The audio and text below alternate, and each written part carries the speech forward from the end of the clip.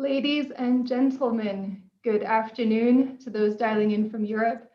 Good evening to our audience members dialing in from the Indo-Pacific region, and good morning to the brave souls that are tuning in from the Western Hemisphere. My name is Maya Nowens, and I am the Research Fellow for Chinese Defense Policy and Military Modernization at the IISS, headquartered in London, England. It is my great pleasure to welcome you all to this event, which has been organized through the China Security Project, a collaboration between the International Institute for Strategic Studies and the Mercator Institute for China Studies based in Berlin, with the co-sponsorship of NATO's Public Diplomacy Division. We are delighted to have with us today Ambassador Kay Bailey Hutchinson, representative of the United States to the North Atlantic Treaty Organization. In today's event, we will discuss the various challenges that China poses to NATO from the perspective of one of the alliance's key members, and also unpack a little bit how NATO might be uniquely placed to address the security challenges posed by China. Ambassador Hutchinson was sworn in as the permanent representative to NATO on the 15th of August, 2017.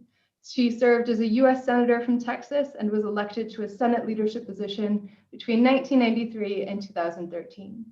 Ambassador Hutchinson gained extensive international experience and developed a deep understanding of NATO as a member of the Senate Armed Services Committee. She previously also served as chairman of the Military Construction Subcommittee and as a member of the Defense Subcommittee on the Senate Appropriations Committee. She served 2 terms as chairman of the Board of Visitors of the U.S. Military Academy at West Point. And prior to assuming her duties, the ambassador was a prominent attorney at the international law firm Bracewell LLP in Dallas, Texas. The ambassador has also served in the Texas House of Representatives as the Texas State Treasurer and as vice chairman of the U.S. National Transportation Safety Board. Before I turn the floor over to Ambassador Hutchinson, I would like to make a few housekeeping notes for those joining us today. This event is on the record and is being recorded and live streamed on the social media platforms of the IISS and the Mercator Institute for China Studies.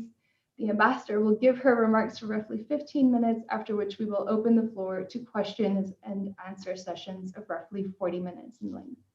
To ask a question, please type your question into the Q&A chat box if you are joining us via the Zoom platform, and state your name and affiliation when you do so. I will then read out your name, affiliation, and question for the benefit of the ambassador and the audience. And I will endeavor to get through as many questions as possible today, so please do bear with me if your question has not been asked.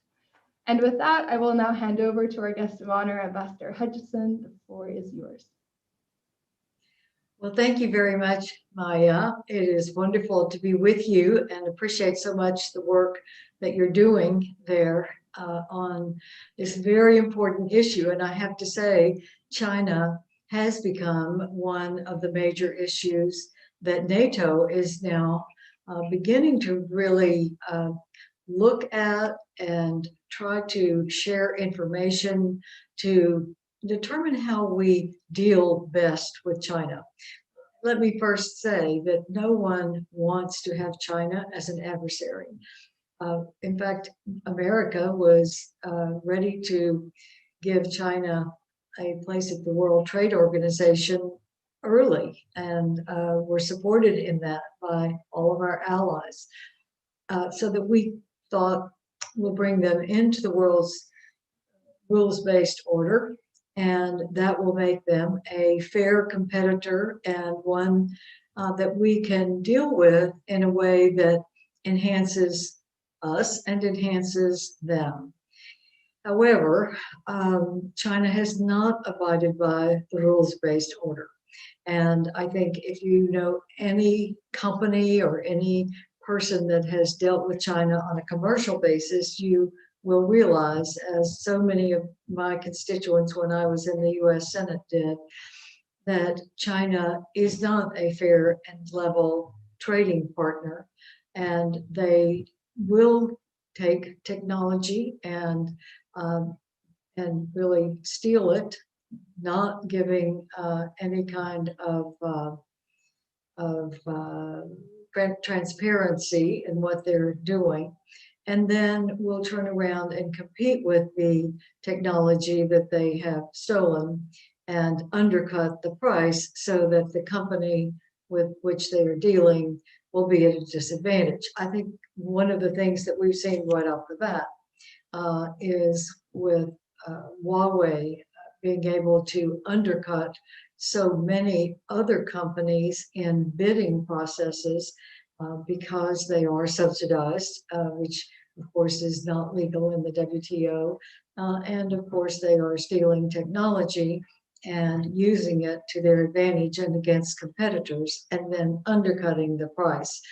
So as we are looking at a country that now is an economic power that wants to continue to be treated as if it were a third world emerging country, that has become a problem. And they have started becoming more and more insistent on the countries that they are dealing with on a trading basis or on a commercial loan basis or in any area where China is in another country, we're seeing more and more predatory tactics, threats that are saying, well, if you don't do what we want you to do, then we will start stopping our trade with you. We will not import. Or, for instance, they have used predatory loans for infrastructure throughout the world. And then when the loan isn't paid off or can't be paid off, they will take the infrastructure.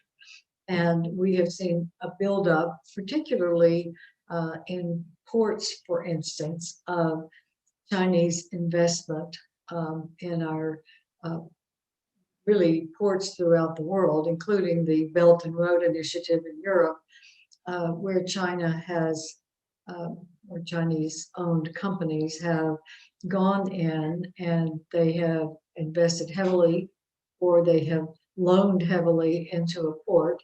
And then with that infrastructure, they have gained significant control of European ports and as well as in the Asia-Pacific. And it is becoming a problem if they decided to shut down corridors, or as they have tried to be very menacing with the waters that where they are going through that are near some of the others, especially Asia-Pacific countries such as Japan, for instance, where there are, and certainly in the South China Sea, where they are doing militaristic threats to companies or other ships that are in navigable waters. So we're looking at all of this now, really in the last 2 years at NATO, mostly just trying to learn what China is doing and begin to see a pattern. And the pattern includes what I've talked about on the commercial side, the use of predatory lending, the use of trying to use economic investment as a bludgeon to get a country to do what they are asking. And then we're also at the same time seeing a military buildup.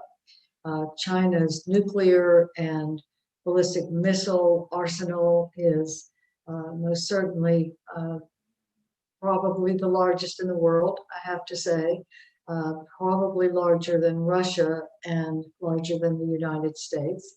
And that too makes us know that we must begin to look at deterring so that we will not have a conflict because we are not as well armed or as able to see what they're doing. Let me add one more dimension and then I'll be happy to stop and take questions. But space is now a new domain for NATO. We are looking at space as a potential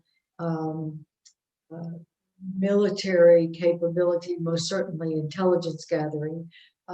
We we know that China, as well as Russia and many other countries, are putting satellites into space for different reasons.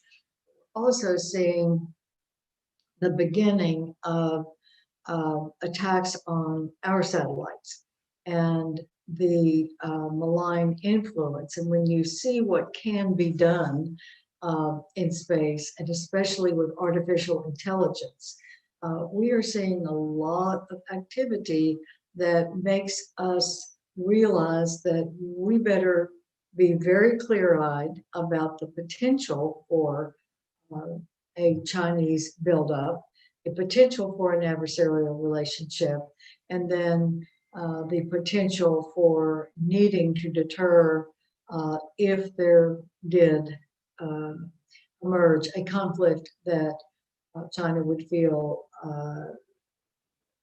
needed a military component. Let me just use as one example what happened on the Chinese border with India last June. China and India had an agreement on that northern border of India that there would be forces on both sides of the border, but they would agree never to attack and not to carry guns. And the Chinese attacked the Indian soldiers on the other side of the border. They didn't have guns, but it was described as a kind of a medieval conflict, that there were clubs, there were barbed wire wrapped weapons that were used, and a number of the Indian soldiers were killed. It was apparently a very brutal confrontation. And this is after they had an agreement of deconfliction mechanism if there were disagreements about a border intrusion, and instead the Chinese soldiers did attack the Indian soldiers. So these things are building up now. And I think what we're doing at NATO is trying to assess what is happening that we need to be aware of, and what we need to begin to deter to assure that the strength of our alliance, we are 30 allies, but we also have 40 partners, including Asia-Pacific partners. And we are now looking to increase our partnerships with like-minded countries so that if we are facing a formidable foe like China or Russia, that the democracies and the other perhaps monarchies even that have the rule of law, that have Western values, that have freedom and respect for human rights, to have a forum at NATO where we would share information and we would band together to assure that we deal with China on a basis of free and fair trade, rules-based order, and most certainly deconfliction, but being ready to deter so that we would not have a bigger confrontation. And when you see all of the weapons buildups of China, then it's essential that we have the capability to deter that, so that we are strong enough and have the capabilities to defend our way of life and our Western culture. So it's a new phenomenon, really, because I think we've been late to the game.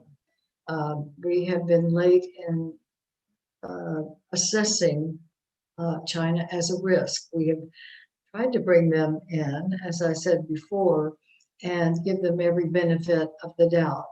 But we are now, I would say, a little more clear-eyed, and we still hope for the best, but we are going to prepare for anything that might come so that our security alliance, our allies, our partners have the tools that we need to assure that we can continue to be free countries.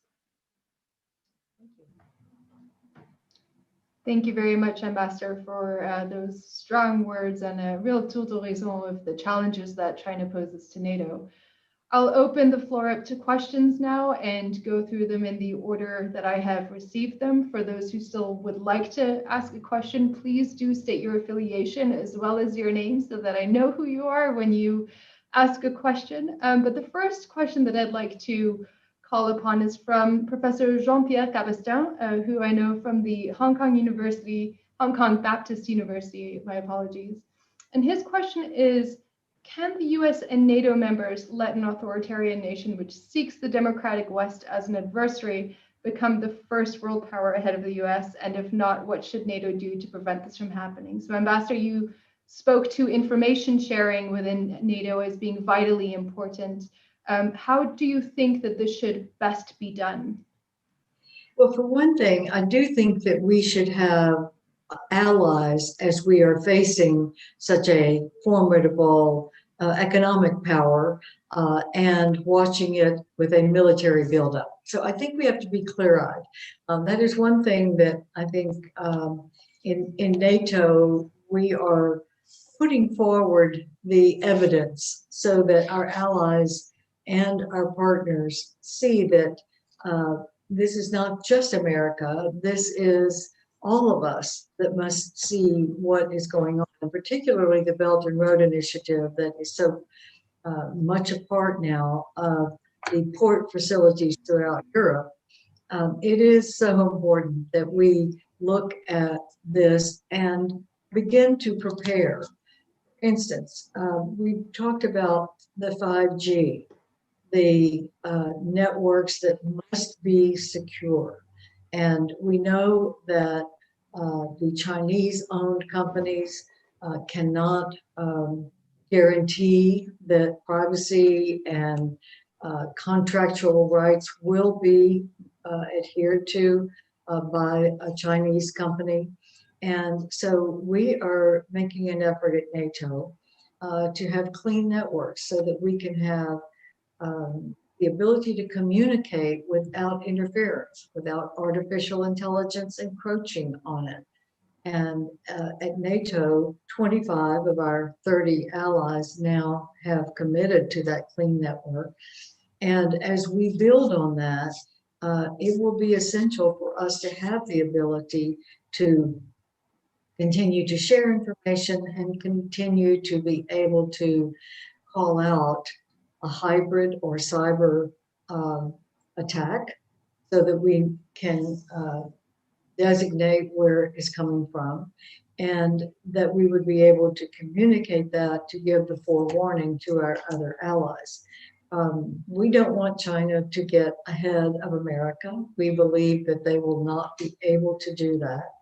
But we also, as America, want our partners because, for instance, if we can set a standard, for instance, with European countries and the US and UK, that we would have a common standard where we don't have the trade conflicts that we do see now because of the differing EU standards that do not match American or British standards.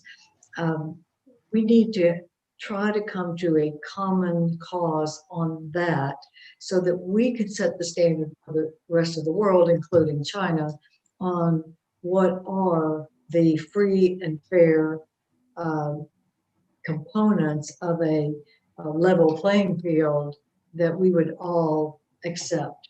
And then our countries will have the ability to regulate against the countries that do not abide by those rules that are in the free and fair level competitive environment. So that would be one. The second thing is we're calling on China to come into arms control talks. We are in arms control talks with Russia, trying to go forward with a New START treaty. With the New START goes out of existence in February if it's not extended. And it is important in arms control that we not just have a US-Russia bilateral agreement. We need China into that agreement as well, because China has more missiles than Russia or the United States, probably more than us put together, if I could take a guess. So I think that we have to do all of the things that would be required to assure that China was being transparent. Let me just mention one other thing. We're very worried now in space that already we are seeing satellites go up that would be in the vicinity of other satellites, would be able to attack other satellites. And there is no transparency of countries that are using satellites so that you are sure that you know where the others are and what to avoid. Space debris, the junk that's out floating around in space, has become a real issue. Our space station, the US space station, has had to move to avoid space debris multiple times just in the last 6 months. Now, if you look at a totally unfettered capability to just put a satellite up there, not telling others around you that you're doing it, then there is going to be a real um, crash at some point, or a space debris hit, or I mean, it could be an accident or it could be on purpose. So now we're looking at needing to have a ruling, that hopefully would be by agreement, on transparency in space. That's something that we would ask China to come into because we know they have a large presence in space. We would ask all other countries to do that as well. That's just a beginning effort that the US is making. But certainly that will come into discussion at NATO as well. So some of the things that I think, should be doing is to try to get China to come into that rules-based order so that they don't use predatory lending, use stealing technology, use undercutting legitimate competitors, subsidizing their companies. All of those things, if we could bring them into an order so that we have a better relationship and one that is more fair, then we would be able to see that we could benefit all of the people of the world, including the Chinese people, and not have a sort of the battle of the Titans, just keep pulling away the capability to be productive in making better lives for our people and creating a strong economy that we think is the best when it's free and fair. Thank you for that extensive answer. I'm glad that you mentioned arms control. Here at the IISS, my colleagues in the Defense and Military Analysis Program are working on a missile dialogue initiative, and arms control on the topic of China within arms control is one of the topics that we study. I was wondering if you could briefly touch upon whether, when you say we would like to bring China into a new arms control regime, whether that's something that you would like to do bilaterally, trilaterally, or using the NATO platform. We think that it should be trilateral. We're not looking at that as a NATO platform because really the major big ballistic missiles, the hypersonic missiles, that's going to be Russia, China, and the US. And if we could have a trilateral arms control issue. Now, having said that, of course, we know there are nuclear powers beyond the three. They are rogue nations that are nuclear powers that we know will not adhere to the rules-based order. They don't have the same amount and numbers and power that the three big ones do. But if we could get the three big ones together to say, we will limit the arms, we will limit the power, we will limit the range, and agree on verifiable uh, adherence to the treaty, then I think that would go a long way toward having a united front of the big three against the rogue nations that also have nuclear weapons and are not even um, trying to work with other countries to limit the capabilities. And we all know who those are. But if we could have the big three that could set a standard, that would be so helpful. And China doesn't, they don't try to ever help for the good of humanity. They don't do what other countries like our NATO allies do, where we reach out to help each other in ways that are not necessarily for our own good, but for the general good. You don't see China uh, doing humanitarian efforts. You don't see China when there's a tsunami or a hurricane or an earthquake. It's not China that steps in to help.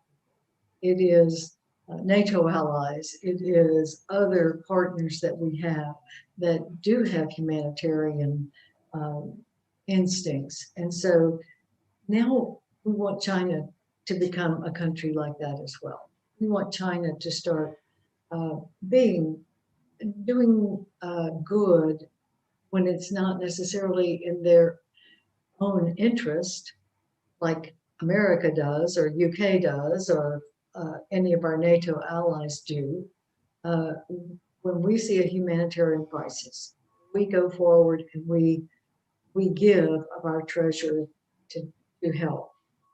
We need for China to think that way as well, so that we're not constantly having to meet them only when it's in their parochial best interest. Thank you.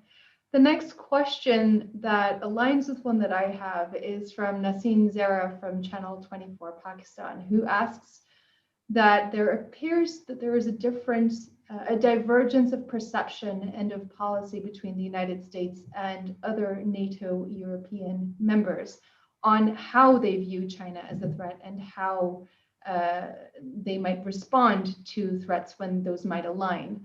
They would like your comment on that, please. Well, I think the European allies often are looking at economic issues. The EU looks at economic issues. Of course, that is their major function.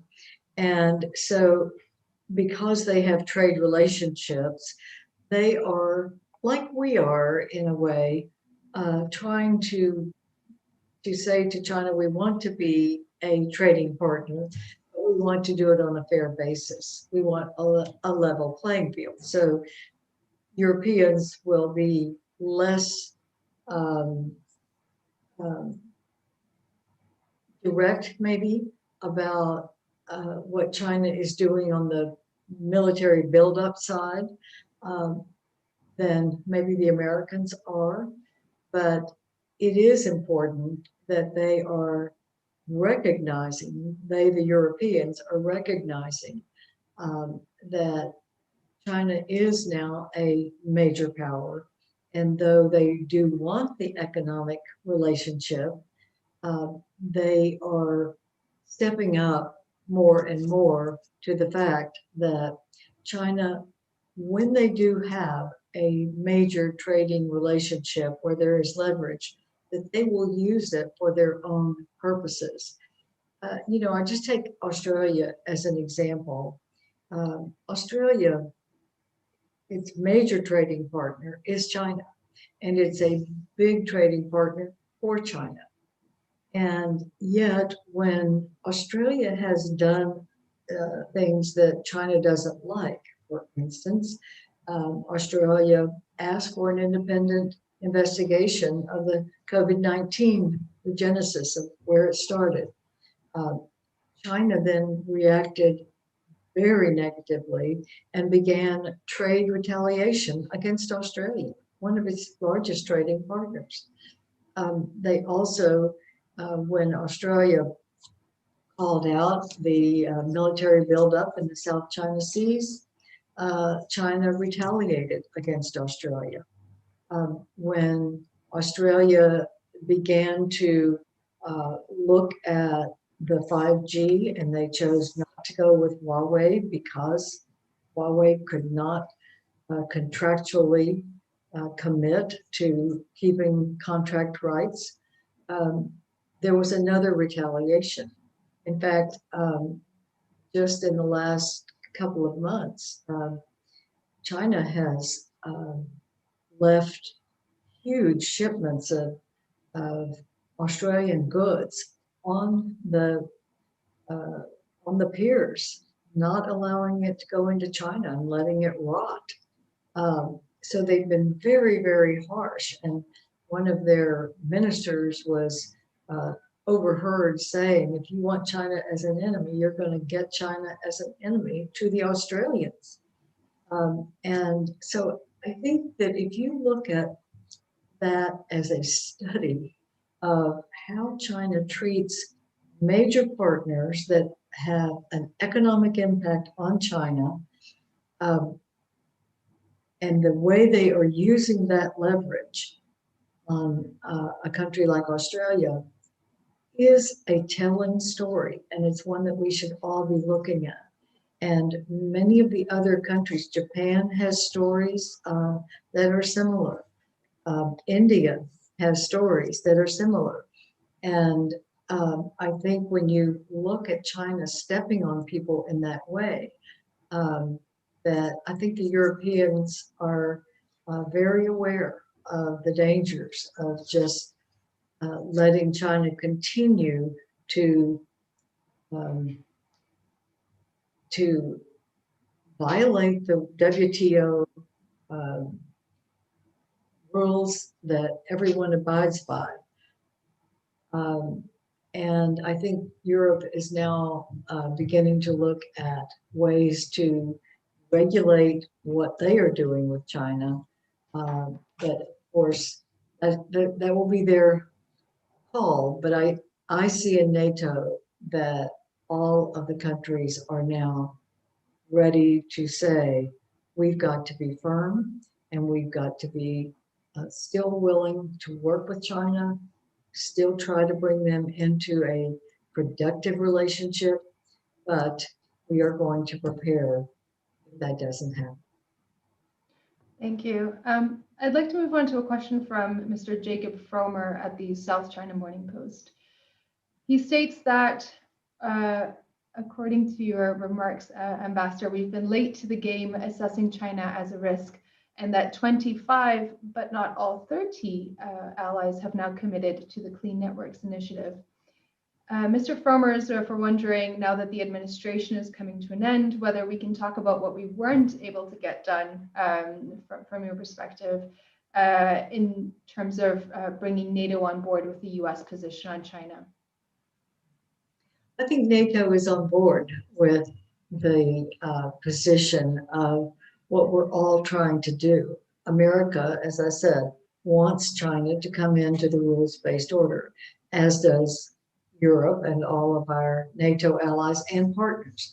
But I think that Europe and the United States are in agreement that we must now be more decisive about calling it out. And when intellectual property is stolen, that there has to be a way to stop that. And sanctions would be one of the ways to stop that. Or trade issues where we deal with that in a transparent way.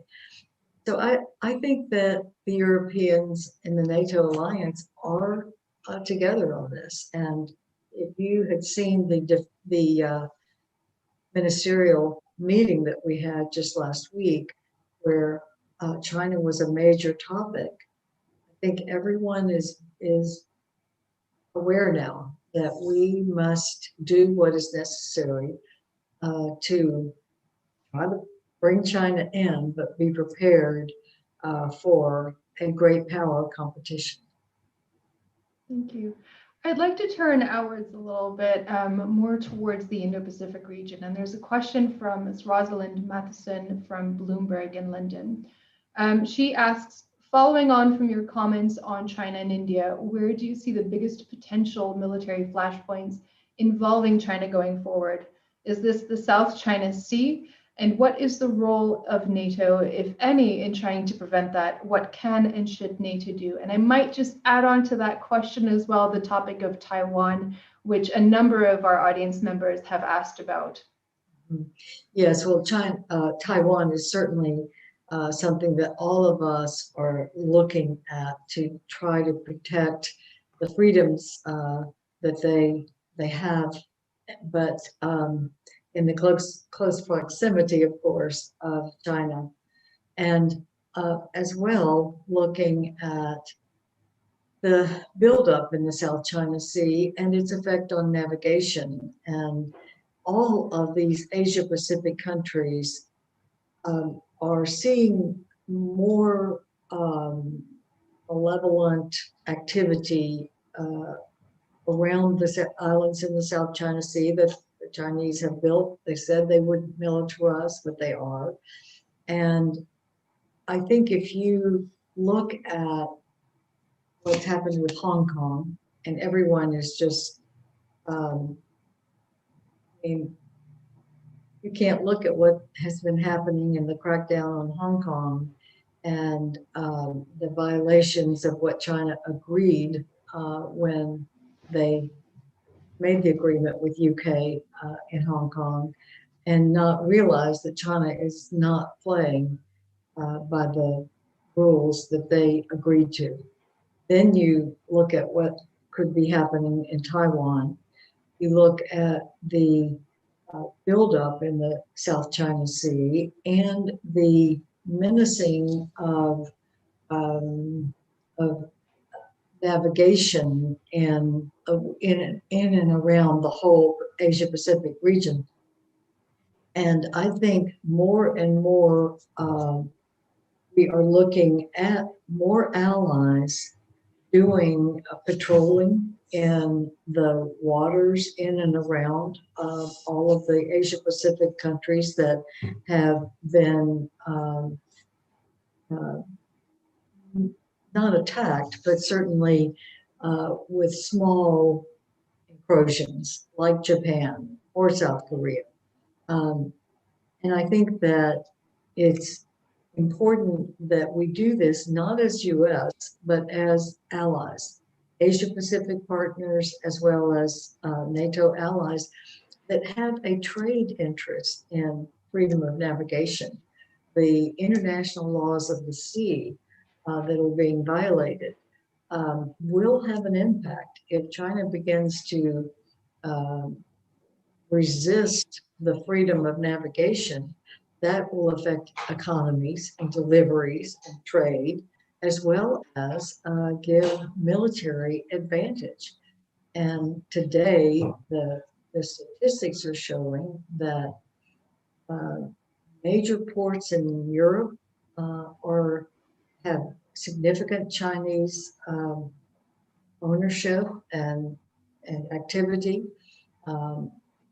If you look worldwide, I've seen statistics that 2/3 of the largest container ports in the world are controlled by China, by Chinese companies that have the facilities there.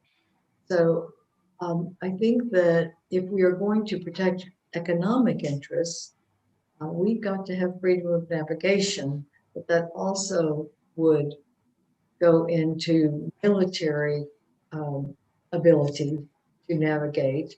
And I think all of the Western allies and the Asia Pacific allies are going to have an interest in patrolling and assuring freedom of navigation. And that could be a conflict, that could be a flashpoint, or Taiwan could be a flashpoint, or anything more menacing in and around the waters of Japan or South Korea, or going into India. So I think that all of these things could be flashpoints, but the methodical buildup that we're seeing happen in the Belt and Road initiatives, even in the Arctic, where China has declared an Arctic Belt and Road, and they are looking for port facilities there that would then connect into the Atlantic. All of that is a very methodical buildup that we kind of didn't put together until it became really open in the last 2 years going through Europe. And I think everyone is now very much more clear-eyed. And of course, I have to say, COVID-19 has also had an impact on people's watching the way China has behaved during the pandemic that we're all facing. Ambassador, can I just touch upon the issue of counter-piracy? A question has come in from Nicholas McLean, from a member of the IISS, who asks whether NATO should still welcome cooperation with China when it comes to controlling piracy in the Horn of Africa. We've seen collaboration of ad hoc in nature, of course, between the PLA Navy and NATO task force in the region when it comes to counter-piracy. Is that still something that one should continue? And similarly speaking, there's a general sense in the questions that I'm seeing about where cooperation with China can still take place. Well, I think that on the issue of counter-piracy, anti-piracy, I don't feel competent to know enough about how much of that is going on, the cooperation. I think where we can cooperate, which could be in the anti-piracy area, that we should. As long as we know that they're trying to do what we are, which is to keep freedom of navigation and safety and security of the ships on the waters. And we don't see any reason to think that they have a different agenda, that we should cooperate. I think we should cooperate where we can in any area. It could be that if they do participate in UN peacekeeping missions, which we would welcome because we need that kind of help. And as long as they're working with us and there's no reason not to trust them to have the same goals that we do in a peacekeeping mission, for instance, that we should do that. I just think it's very clear when they don't have the same interests and goals that is where we have to be clear-eyed. And freedom of navigation is most certainly something where we have a goal, but we are not seeing that reciprocated. Thank you. The next question is from Mr. Howard Schatz, who is a senior economist at the RAND Corporation. He asks, have there been discussions at NATO about the proposed Pacific Deterrence Initiative that is in the US 21 financial year National Defense Authorization Act conference report? And what would you envision NATO's role to be if that is approved by Congress, as he thinks appears likely? I'm not sure what he is talking about in that bill. The NDAA is the Defense Authorization Bill for the United States, and it has passed the House and is going to be passed by the Senate later this week. But I didn't get the specific issue that the questioner is asking about, but I know that is a bill that's going through, and if it's something in the bill, maybe he could come back and tell me what it is. I think he's referring, Ambassador, to the Pacific Deterrence Initiative. I'm not sure about that, so I'm really not going to answer if I don't know the answer.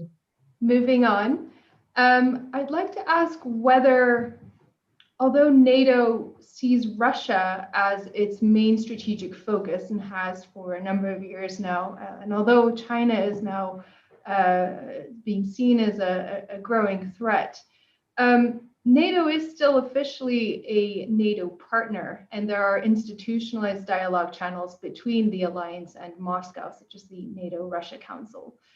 So my fellow colleague, Ms. Helena Legarda from MERIX, is questioning whether NATO should follow a similar approach when it comes to China. Should there be a NATO-China Council? You know, we've talked about that actually, and I think that is something that could come in the future. Right now, we don't have one. We have a NATO-Russia Council, which Russia has really not wanted to activate in the last year, but we are open to talking to Russia. And I think we should be open to talking to China, and particularly where it can be productive. Sometimes the councils have seen uh, our allies and Russia talking across the way, but not ever coming to the same points. But there are many who think that that is still worth doing, and we have opened the door to that with Russia.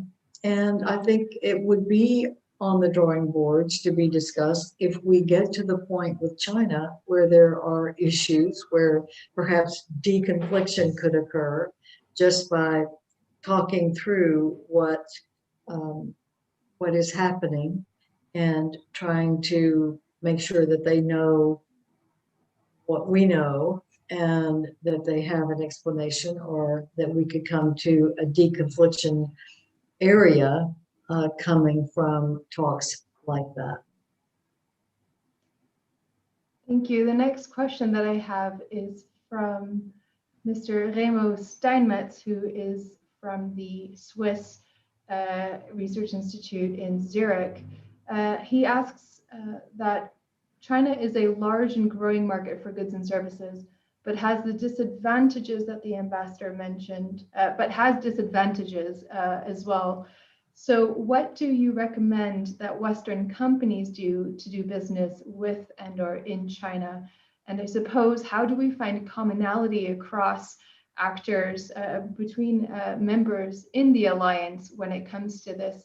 I note that as to date, a number of members of the alliance still lack investment screening mechanisms, and those that have them in place have quite differing triggering thresholds, for example, and some are thinking about where to apply, to what sectors to apply these investment screening mechanisms, but this is still a moving discussion. So what advice would you have for members of the alliance, and how can we find commonality there? Well, it could be that this is an area where EU could be helpful. Certainly any company that wanted to do business in China should have a government partner, whether it's EU or whether it's the United States, because if you go to the Department of Commerce, for instance, in the United States, and you tell them that you're trying to do business in China and let them know what issues you might have, or what China might be doing that is off the rules-based order, or where you need to have your government, which would be EU or your own government, or certainly the United States, would be trying to help a company make sure that another country with which they're dealing is abiding by our laws and fair treatment.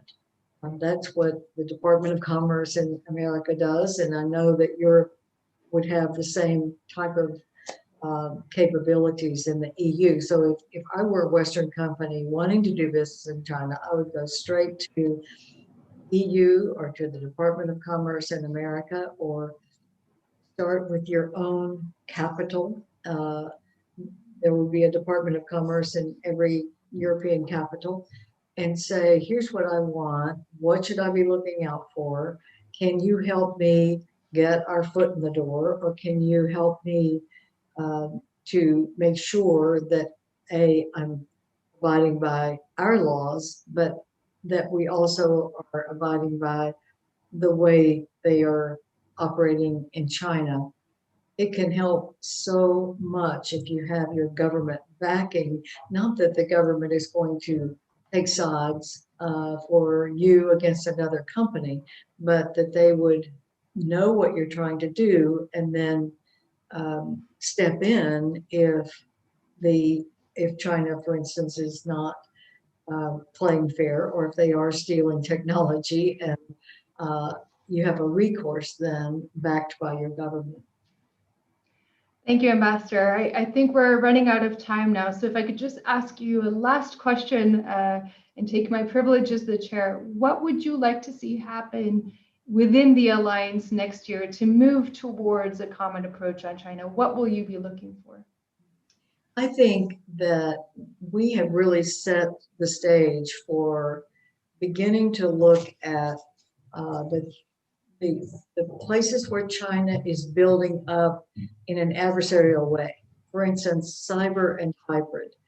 We are building resilience now for attacks from outside, and the experts know from the type of cyber attack or hybrid attack, they know if it's coming from China or Russia or Iran, and they can then help maneuver to either block or try to at least get the word out about what has happened. And we are building resilience for that. We're also building our deterrence, and I think that we now have work strands that are looking at satellite transparency, for one thing, that we would be able to see better what they're doing and how we can get into an operational awareness of other satellites that are out there. So I think what we're trying to do is keep our alliance and our partners together so that we will have a stronger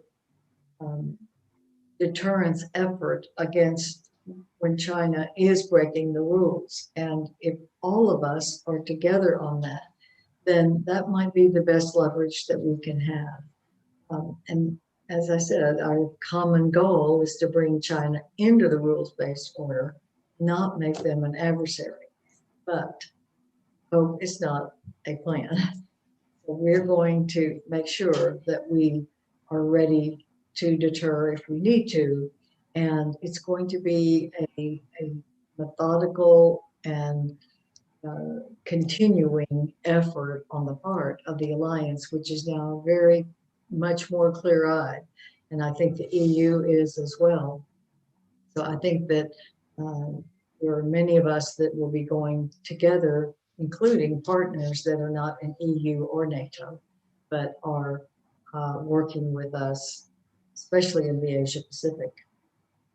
Thank you so much, Ambassador Hutchison, for those remarks. I won't try and summarize what we've discussed today because we've covered a large amount of topics and a large amount of ground, but it was an absolute delight to have you on, and thank you for sharing your time and your insight with us today on behalf of the IISS and of MERICS. Thank you. Well, thank you, Maya, and thank you for doing all of the research and outreach that you're doing on these important issues about our common security and our umbrella of security that UK is certainly a major contributor for, and one of our